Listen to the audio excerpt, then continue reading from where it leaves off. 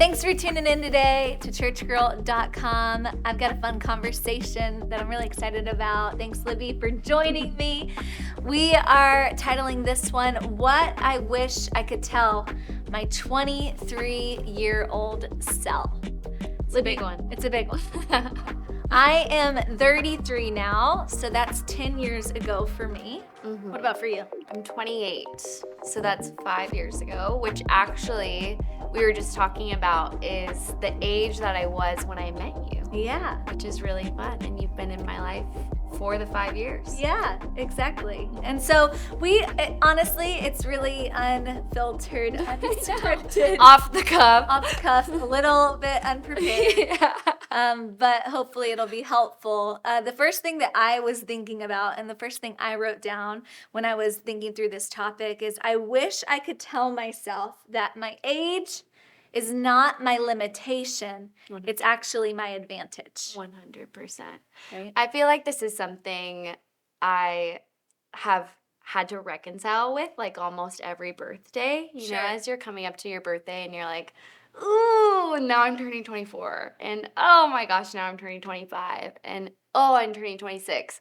And there's kind of these like unspoken goals that we set for ourselves at each age. And expectations. Expectation. Yeah. And I think that this may not be like the advice somebody wants to hear, but that feeling doesn't go away. I think it's your ability to learn how to navigate that feeling through each age. Yeah. Each age, looking back in hindsight, right, which we always have the benefit of hindsight, has been so special to me. I can remember things that I walked through in 23 that I didn't walk through in 24, that I didn't walk through in 22 that are now so special to me.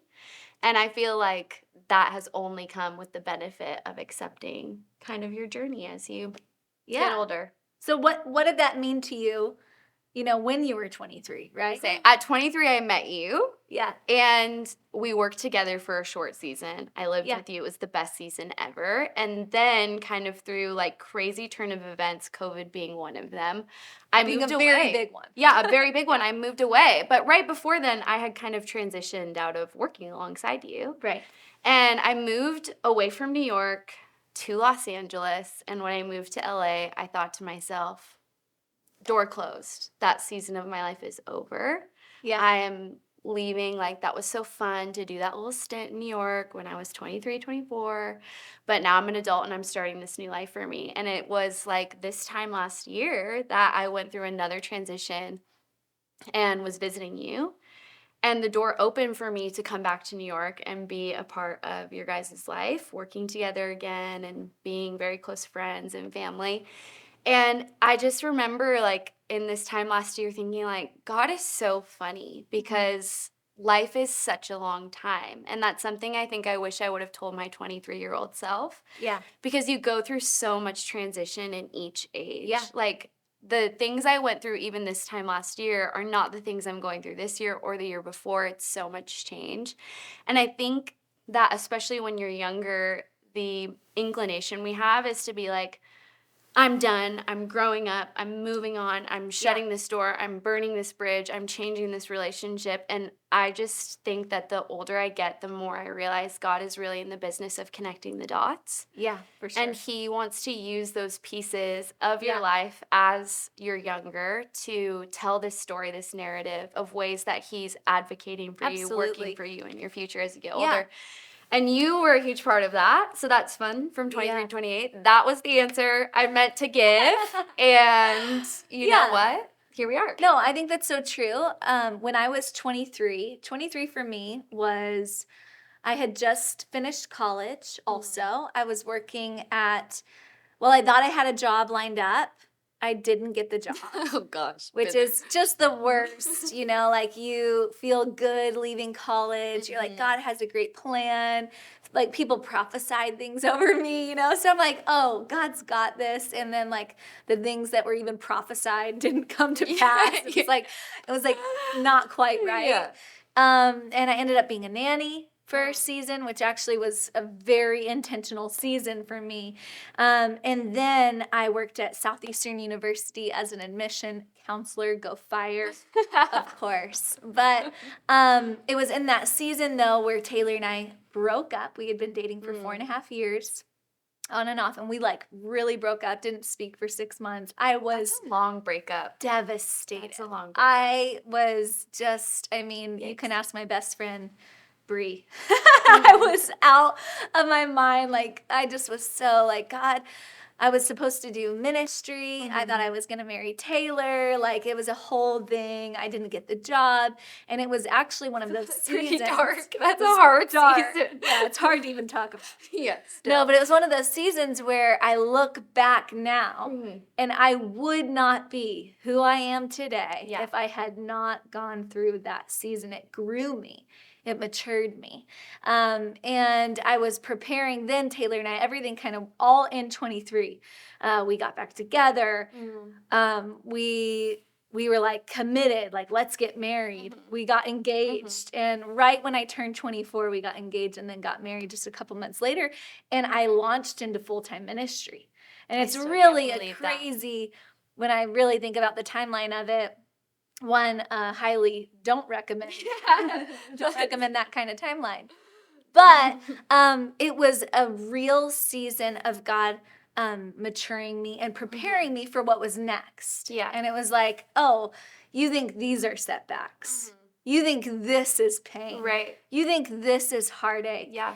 And not that it diminishes how hard those seasons were, but every season before kind of prepares you to go, oh, my capacity, that grew my capacity. Well, now I'm at another season to grow my capacity again. Yeah. And if I hadn't gone through that, I wouldn't be able to face what I'm facing today. And I really tried to, I tried to act older than I was. Yeah. You know, and I wish I would go back and say, hey, Yeah. you're 23. Like, you don't Live have it to have up. your whole Yeah. life figured out. And that's where I really think we talk about church girl, being secure, surrounded, and significant. And I think sometimes we confuse a significant life with a figured out 5-year, 10-year, 20-year plan. I know exactly what I'm doing, but that is not significance. Significant life is found literally in the waking up, saying, okay, today's a new day. Whatever season I'm in, God has new mercy. Yeah. God has a new plan. And I'm going to choose to live with meaning, even though I don't know what tomorrow or the next day or the next year holds. And that's the beauty, actually, of Jesus giving us our identity, is that we don't have to have it all figured out. Yeah. We know that we can trust a God who has a plan for our life. Yeah. And if we can serve him in the day-to-day and the second-to-second, moment-to-moment, he's going to take us through. Yeah. You know? Love that. And so I think that age is not your limitation. It's your advantage. 100%. I think another thing would be that it's okay to not know everything Yes. and not take yourself so seriously. Yes. Yes. And Why do in you fact, feel, when you're 23, why do you feel like you need to know everything? I don't know, but I was going to say the situations where I feel like I've probably gotten into the most trouble is when I've pretended to know everything or taken myself way too seriously. Yeah. And you said this to me the other day. It was kind of in context to a different conversation, but we were on a call and you're like, we just have to act our age. And it was like this immediate relief to be like, oh, pressure off. You're right. Like, you're absolutely right. It's funny because I think what we think is the solution to removing pressure, which is, oh, I have to act older. I have to bring a certain level of knowledge. I have to bring a certain level of seriousness to this conversation. We think that those factors will remove pressure from a situation, and it actually only adds it. Yeah. And so I'm not sure the root of us wanting to be that way. I know that I've done it plenty of times and it's still something that I'm learning, but I do know from experience that most of the hard times that I've been through have been in seasons where I've just taken things a little bit too seriously. Yeah.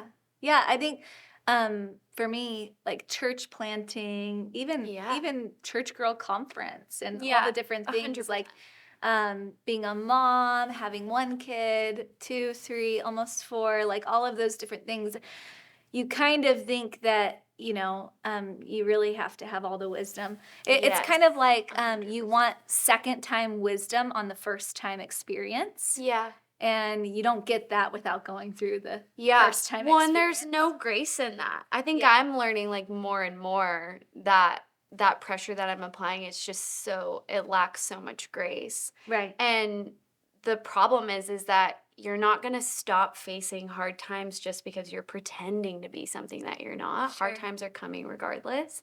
And if you get into a situation where you don't know how to apply a heavy dose of grace and a heavy dose of truth, then Yeah. you're just on this cycle of feeling like I'm not performing. I'll never be enough. I can't be like this role model I have in my life. I'll Yeah. never be the wife that I'm supposed to be, the mom that I'm supposed to be. And it's a never-ending cycle of just pushing Yeah. yourself down. We are our like worst critics, right? 100%. And so, Yeah. I mean, I even think like, yeah, I've even said this like, we're a baby, or I kind of like to think of it in stages of like babies and like pregnancy. I wonder why. I wonder why. It's very relevant to my life right now. But you want to have a baby, right? So you say, okay, we want to have a baby. Let's do it. We're excited. Well, it takes time to get pregnant. Yeah. And then you get pregnant and you're like, oh my gosh, a baby's coming.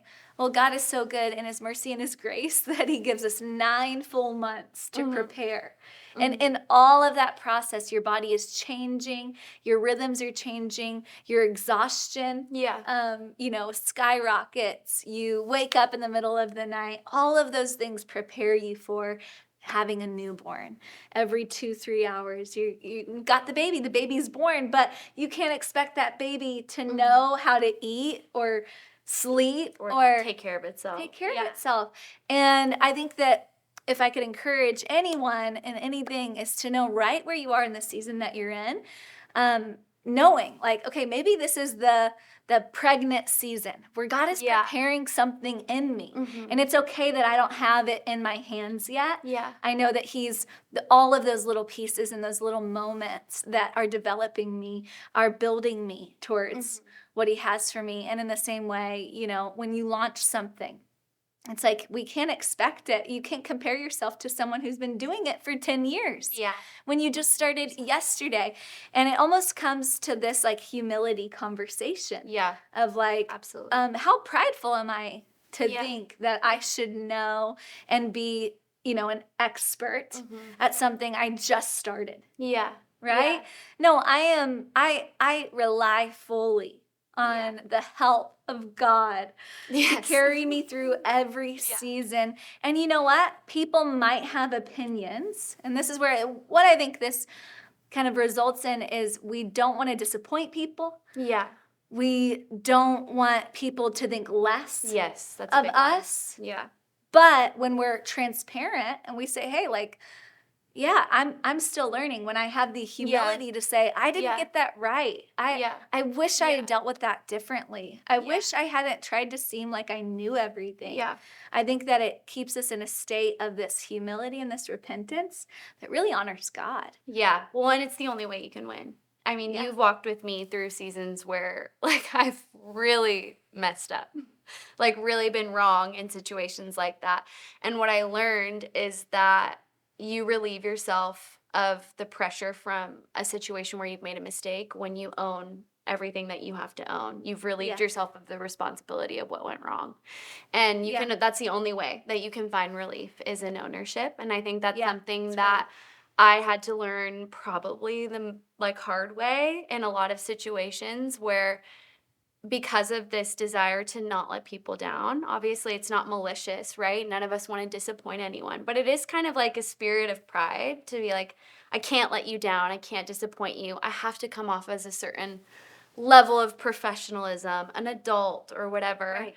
And you end up just pigeonholing yourself into situations where now all of a sudden it's harder to admit the ways that you just simply made mistakes. Yeah. Whereas I think people are more open to just be accepting of your ownership of saying, hey, you know what, I messed up. Yeah, absolutely. I think it's more like people will applaud that more, Yeah.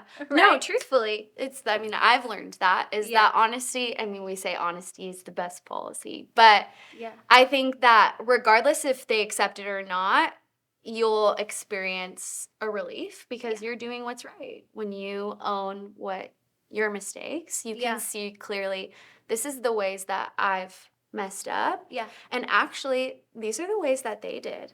And that's yeah, yeah. okay because now I have grace for myself. I can have grace for the circumstance. It's really good. Mhm.